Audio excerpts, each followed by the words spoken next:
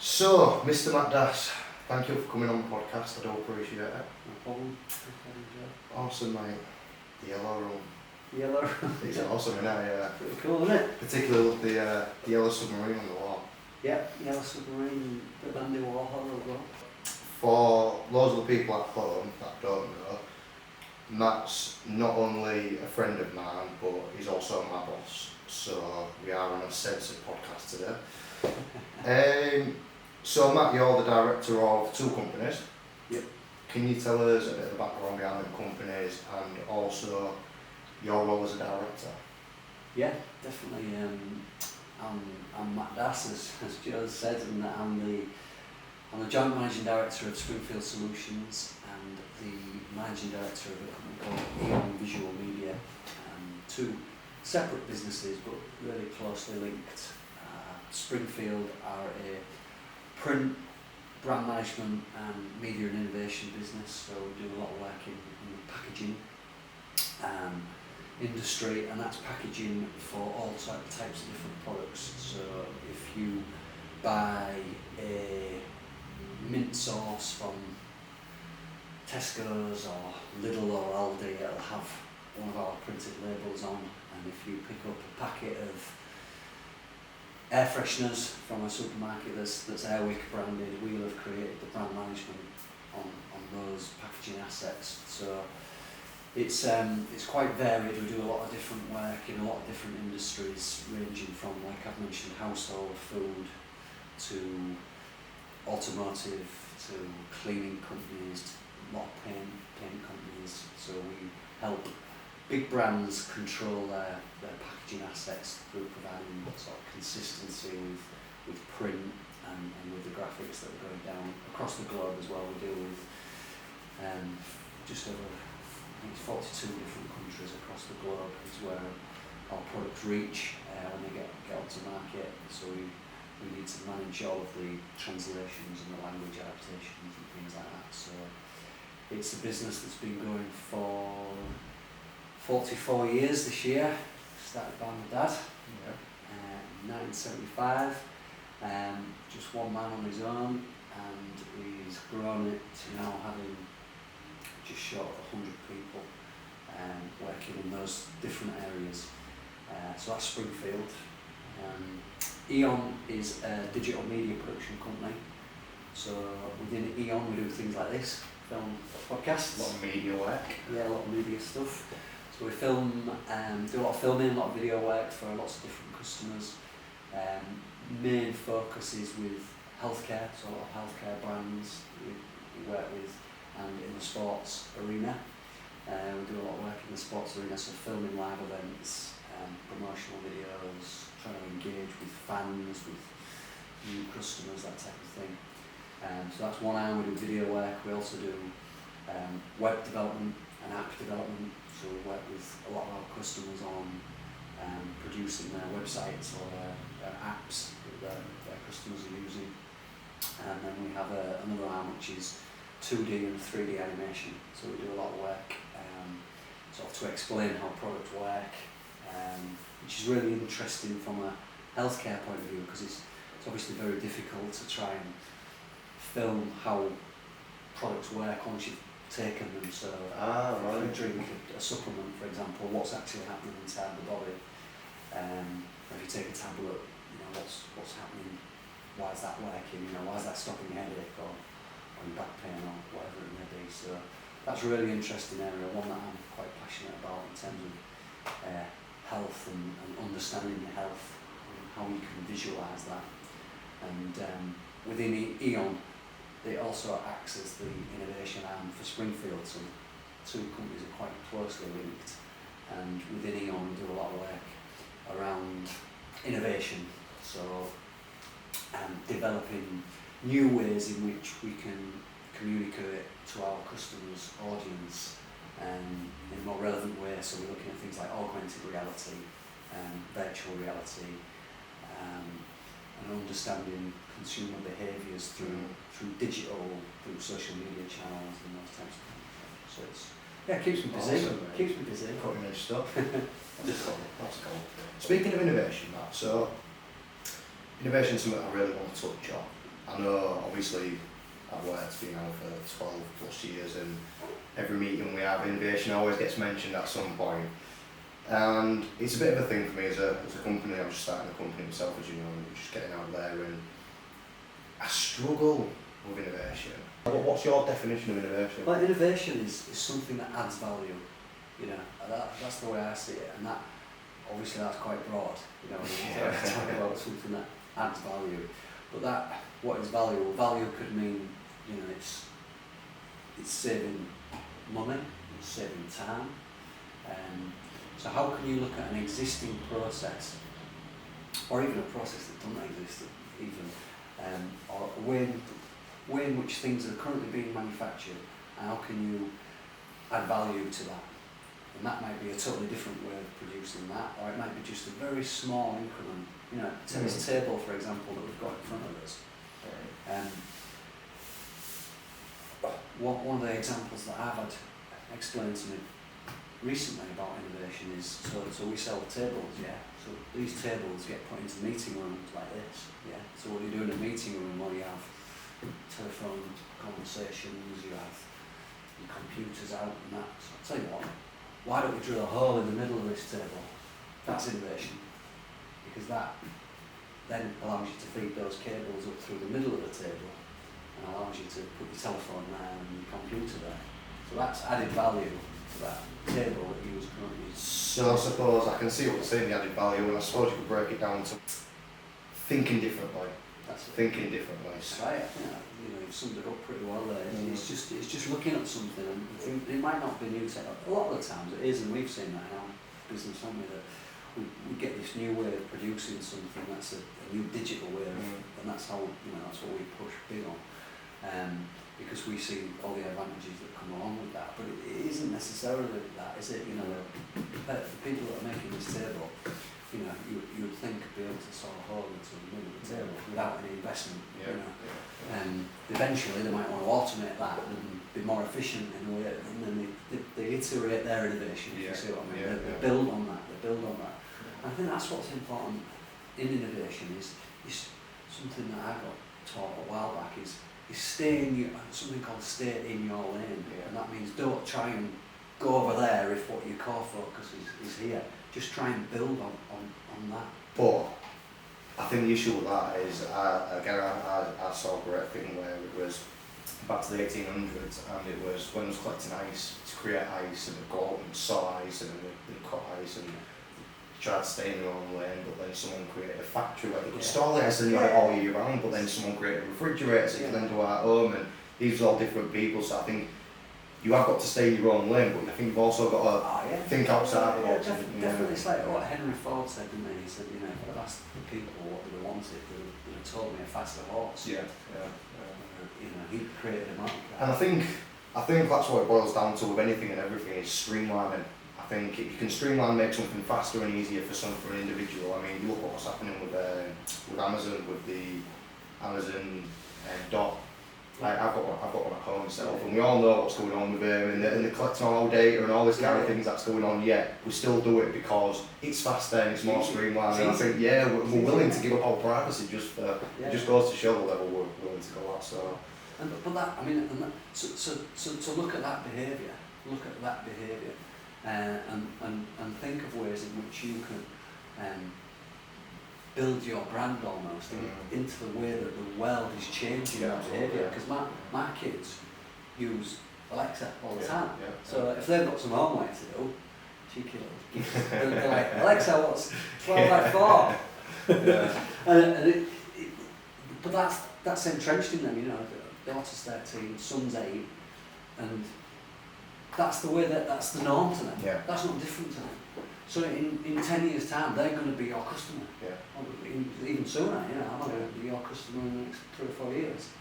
So she's used to ordering her stuff through Alexa. Which is one of the things that, we've talked about this before, when we're looking into how we're going to be able to get into things like voice, because we all want to know it's about the future. But at the same time, you know, don't bet all your chips on that. You know, you need to think of everything that's in the mix, you know. But I think what it's behaviour, looking at people's behaviour. People are used to going online now and buying what they want, when they want it, and getting it the next day. And it's how you service that. It's how you can be as efficient and streamlined, like you've mentioned, to be able to service that behaviour. Because if you aren't, your competitors are already doing it, so you're behind already, and they'll just go elsewhere. That's right. If you can't meet that demand to what is now the norm, because a while ago, a few years ago, they used to call them, those things, they used to be called a delighter. So things that were over and above what you expected as a customer. A good example is if you go into a hotel room and they've left some chocolates on your pillow, for example. That's a delighter. That sort of leaves a lasting memory as well. Yeah, it's that experience that you're getting.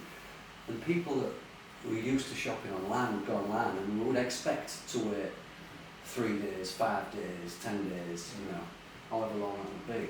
But then along came Amazon and other retailers and said, well, can I have it in the morning? If you're ordering at 9 o'clock at night, you can have it tomorrow morning if you want. So now, that behaviour has become entrenched in people now become the norm. It's the norm. It's not a delighter anymore. When you first did it, it was like, oh, I can get it tomorrow. I can get it tomorrow. And he was really excited. But now, if you can't get it tomorrow, you're going somewhere else. That's it, So it quickly becomes expected.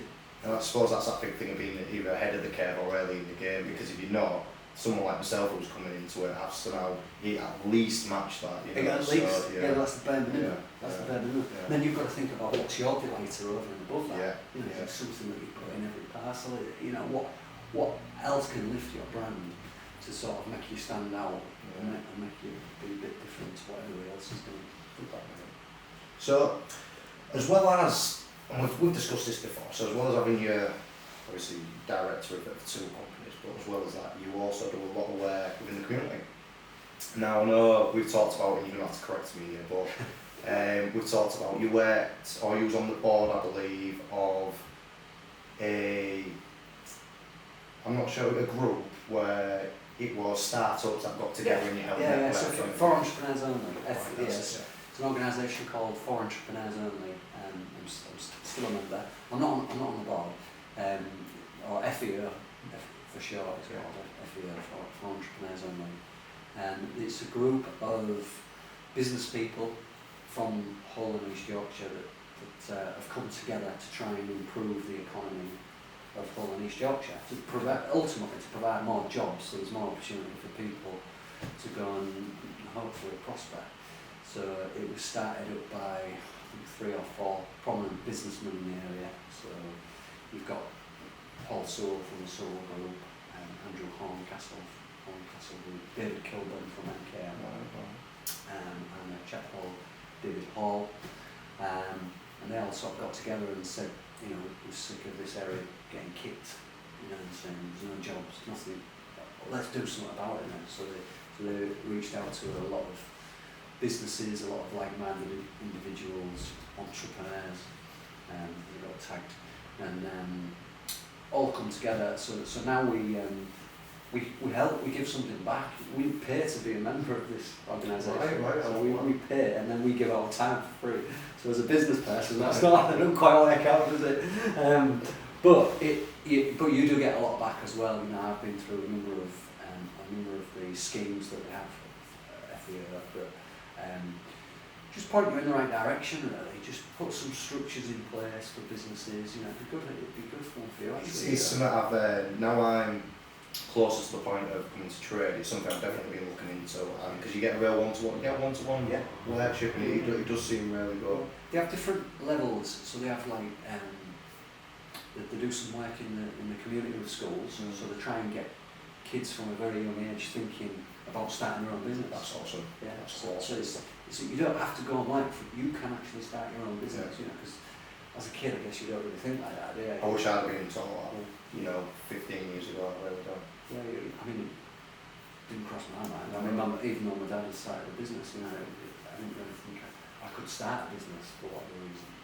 And as silly as it is, I think at such a young age, I don't think, I personally, I'd never had access with the way the internet was and things like that. But now the access is there, and there's such a learning platform with YouTube and things, it's just not inconceivable. I have a podcast On Thursday we've heard an individual who started his own business at 15 detailing supercars, and he's now gone on to do really well for himself, so I'm looking forward to that.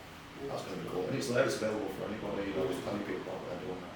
So they have the schools, do the work in the schools, and then they have a strand that's for startups, for people that are thinking about starting their own businesses, or they've just started, like yourself, you're on this journey, and that's a group called, I think it's called Ignition.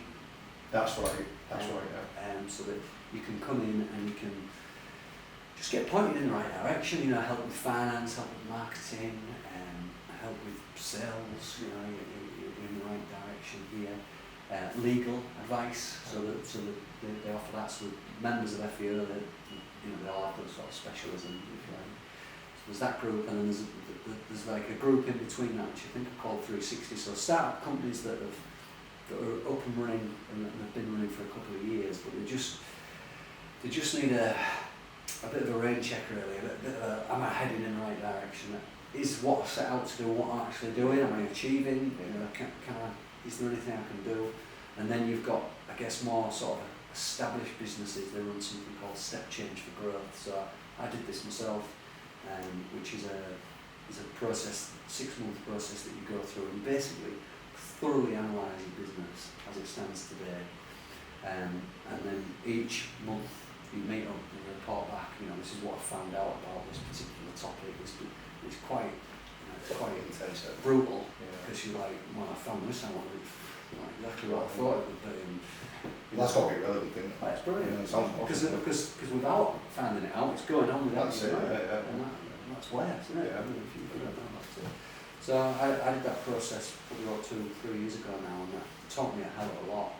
And I now help deliver that to other businesses. So it's great, because I get to hear about these businesses and some of the. And what's really common that you get in those sessions is the issues are all the same, no matter what business you're in. do you find that? Yeah. Do you find it's always repetitive? Definitely. Yeah. 100%. It's people, it's sales, it's marketing, it's financial. Always the same, no matter if you're selling these glasses, gym wear, print, creating a website, it's the same issues for whatever business. And they all come up against those, you know. Is it people? Have I got the right people on the bus? Do you find a lot of time people don't know what the issue is until it's pointed out to them and they're like, right, this is it? Yeah. Yes and no. A lot of people know it. They know it, but it takes that process to point it out to them, to go, yeah, I knew it was that. Yeah. I knew it was that. Yeah.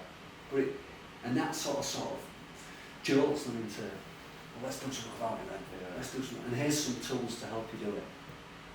So so I found it a really useful process. So I give a bit of time to that to help businesses, because obviously it's important for our local economy in our area that we've got stuff that hopefully our kids can go into. And, It's good work, that, it really is. It really is.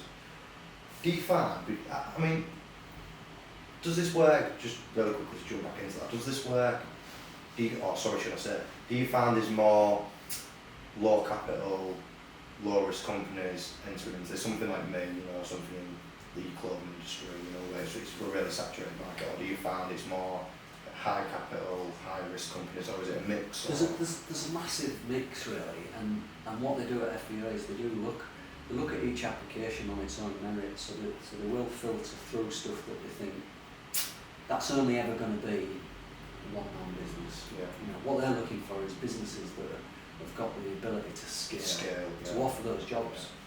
Yeah. But it is broad. It's really broad. And is this only for people in Hull, or? Well, it sort of covers East Yorkshire, touches on North Lincolnshire. Right. So yeah, it's great. It's FEO Hull for entrepreneurs only. Is there any requirements you need to meet to be able to?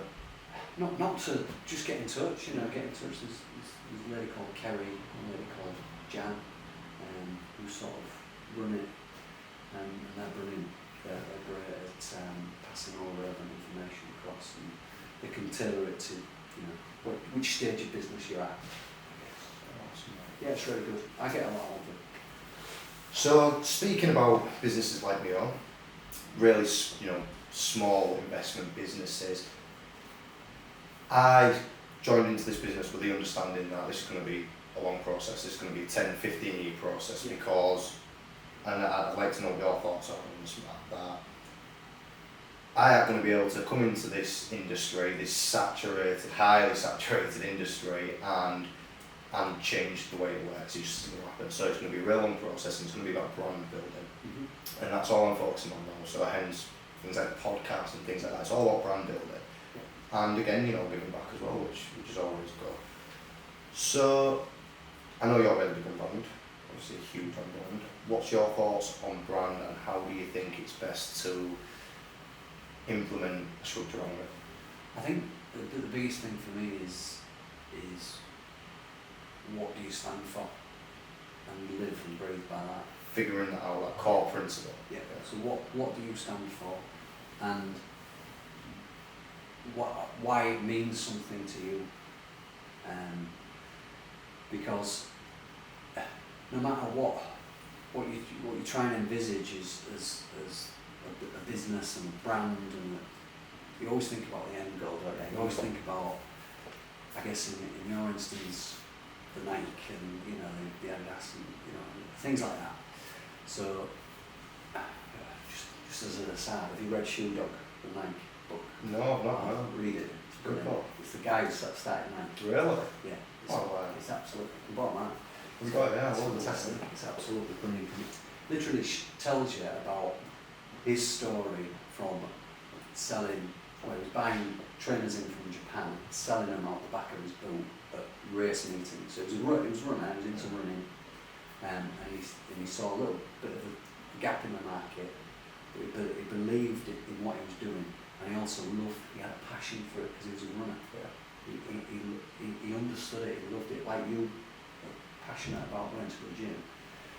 He had that same passion, and when you've got that passion, it's not work, is it? No, I absolutely agree with you. It's not work. Agree with you. It's not work, because you'd be doing it if you won't get paid. Oh yeah, it runs parallel. It really coincides the way it does. So I think there's a couple of things that you need to have in the locker, if you were, before you even start thinking about it.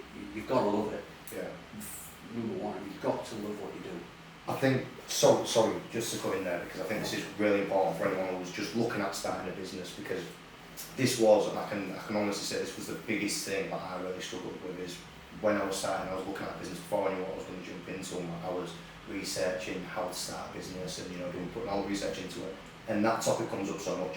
Do what you love, and I was like, well, I don't know what I love, and then I'm like, what do I do? So obviously I've got a huge passion for gym, so that's my little get out of jail card, gets me away from the family life and things. So I was like, right, well, I want to focus on this, and I thought, well, gym clothes, I don't know anything about gym clothes, do I really love gym wear and things? And I was like, right, but because, and I'll say this for anybody who is willing to start up, if you focus your niche around what you love, like Matt's just said, it's amazing. It takes any of that working out of it and just turns into a passion and more of a hobby than anything. It's something you enjoy to do.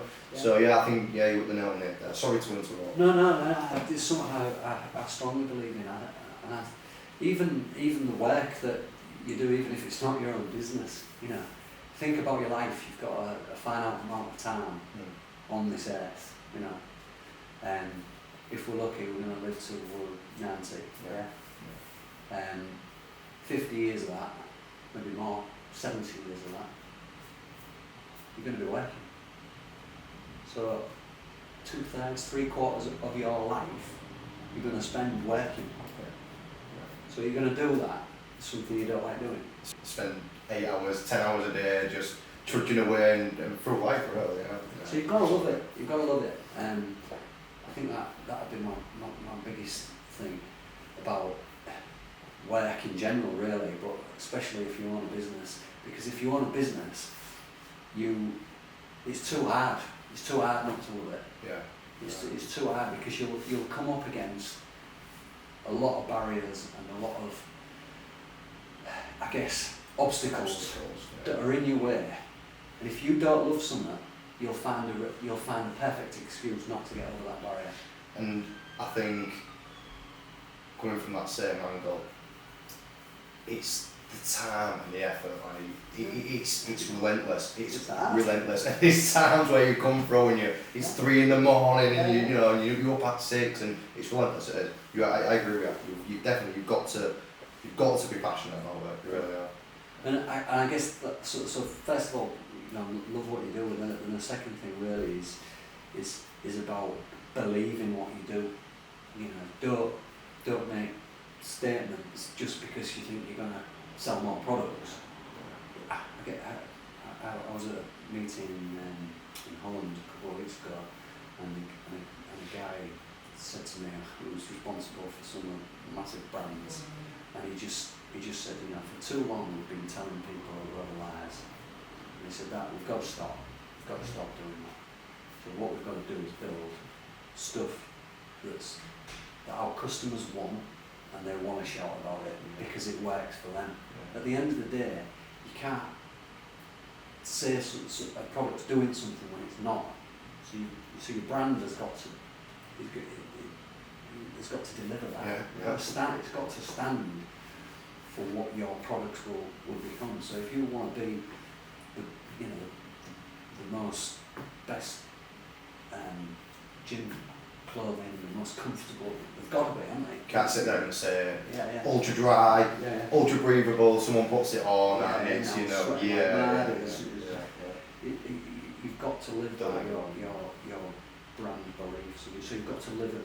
So if you think about how we do that in Springfield, it's about digital. We live and breathe digital. We live and breathe that innovation, that technology. And we're always talking about, we're doing it this way because it gives you efficiencies. You can get products quicker. You can change things fast. So if we then turn around to our customers and say, we can do it, but it's going to be about 4 weeks before we can get that out to you. They're going to be like, you're telling me you can do all this, and this. Well, you live by that. That's part of our brand. I think falsities, I think it works right across the board, because someone sat there and someone being false within themselves, it just doesn't resonate as true. And I find no one buys into that anymore. It's not like it used to be 10, 15 years ago where people could lie and have these huge companies that you just, in this day and age, there's so much info you can't. Marketing's shifted from marketeers who work in these organisations to customers. Yeah.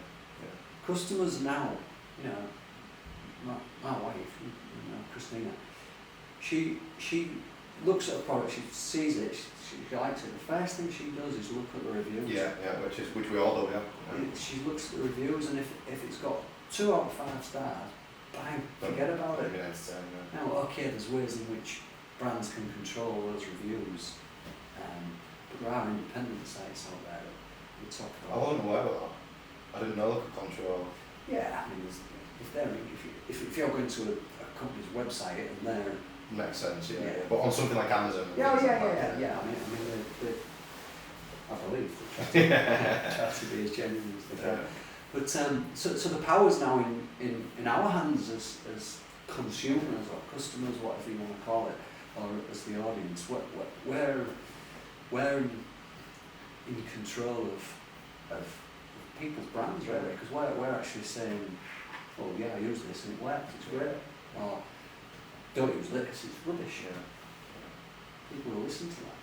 So if you don't live by what you're saying your brand is, you're going to get found out. Yeah, you're going to get found out. So, another thing I wanted to try and cover with you, Matt, because this isn't the problem I'm having yet, but it's something that's really starting to worry me. And I've read this online that I'm solo, there's only me working in the company as it is as it stands, which is natural in the beginning of a startup. But I read you get 2 different individuals. You get the 1 to 5 and the 5 to 10. The 1 to 5 being someone who is able to go out there and create a startup and really get there, which is I've done so far. But then you get the 5 to 10 who will then take that startup and implement it and create scalability and things like that. And what's made me a little bit nervous is these are actually so these are like leading entrepreneurs who are stating this and saying it's very rare you ever get one person that can do both, which now becomes a bit of a worry for someone like me when I start thinking, well, you know, how do I then tackle the scalability and things like that. So as far as scalability goes, because again, another fear factor for me is you can scale too quick. Not so much me, because I'm taking a long process, I'm taking a 10, 15 year process, but for other companies, you can scale too quick and this can be a serious issue. So what's your thoughts on scalability? Yeah, no, it's interesting that the way you say that, because you know, I'm one of the, I guess, the 1 to 5 who likes to come up with ideas and The innovator. yeah, and look at ways in which you can do things.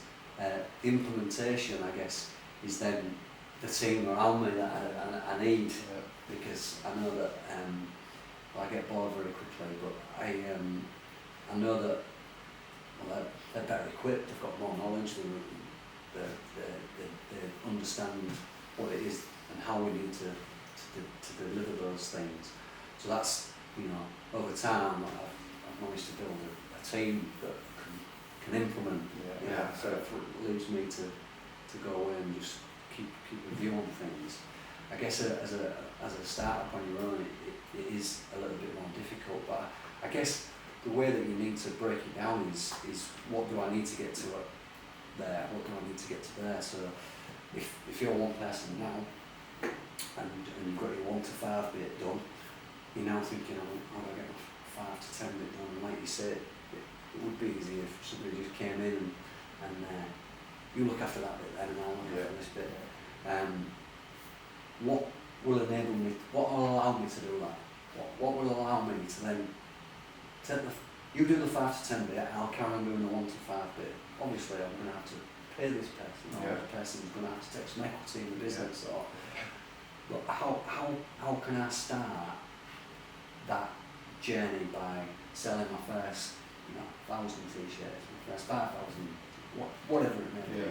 How do I get to that bit? So break it down into chunks. Once I've got to there, right, tick that box, bring somebody in, or actually I don't need anyone, I'm doing it this way, which is more efficient. And then what's my next goal? Right, is to get this. Because you've got to have that, as a business, you've got to have that money coming in. You've got to start generating that revenue that allows you to then scale. Because there's no point in scaling if they're in the business there. So your first port of call is, how do I get this off the ground? I've got to, unfortunately, probably, I'm not saying this is right, but I would have thought, in your instance, for the first part, you've got to do 1 to 10. You've got to start selling, you've got to start doing 1 to 10. And then you can have a plan to say, look, 1 to 10 gets me this, which then allows me to go back to 1 to 5 and develop this other range of products. But because I've got this, I can spend a bit of money with this guy who's going to carry on looking after that bit, bring him in, and that's going to still generate the revenue. It's freeing me up to do. And then you'd expand on that as you need different people to cover different aspects, and that's how you always work with it. I really love the fact that we went into, and it's something I think we all forget occasionally. I think we all get focused on that big picture and break it down into little goals. Just little goals. Get me from here to here, then look at here to here, then look at here to here. It's really good advice. There's nothing wrong with having a goal, and something that I think people need to be a little bit more mindful of, because I think a lot of people get into business because they see the success, don't they? They see the, whatever it may be, the flashy cars or the big houses or whatever it may be that floats anybody's door. But I think really deep down you need to go back to deal with it, what do you stand for? And almost forget about the byproduct of that. The byproduct of that is, if it's successful, then you're going to get cash, hopefully, and you're going to be able to do those things. Don't make that go. I think one of the things that I've found out, and I'm really happy about, I think most people who, like you say, stay in their lane will find this, is that I forgot a lot about the end goals. They're there, and I've got my mountain, I've got my steps, we're willing to climb my different marks in between, they are there, but the process of it has become the enjoyment, the learning curve of it, and you're constantly learning, and it's constant enjoyment. And I think the other thing is, fighting the fears. Things like I was never really social media inclined. I've never really, before my business, I've not posted in 7 years, so then starting to get on social media was a big thing, and then filming was a huge thing, and you're fighting these fears, it builds your confidence, it's an awesome thing. I think it all circles back to that staying in your lane. But and the other thing is, you know, you have this mountain, you never really get there. No. You never get there. My goal, believe it or not, is at 75. I've got my top goal is when I'm 75. That's what I'm aiming for, and I've got things working all the way down. Yeah. So yeah, it's never going to happen. It's about the journey. But I'm not. It's the journey. Yeah. It's exactly. There's a guy who just wrote a book. It's called, I think it's something to do with the infinite life. So it's about, you know, doing things every day that you enjoy. Yeah.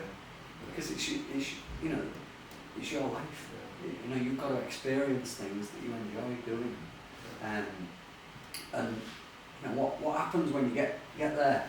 You know what happens when if your goal's going to buy a flash car and you get there and you manage to buy a flash car, what do you do now? You never go though. You need to what go. Yeah, otherwise you're stuck. It's like me running bloody marathons. You know, I'll just do one. Yeah. Just do another one. Throw an iron mine in there. Yeah. So, what advice, Matt, would you have for anybody in my position? But again, not just in the position of someone who's looking at coming into a low investment, low risk opportunity. Maybe someone's got a great idea and they're trying to get an angel on board. What advice would you have for anybody who is starting a business? I think, you know,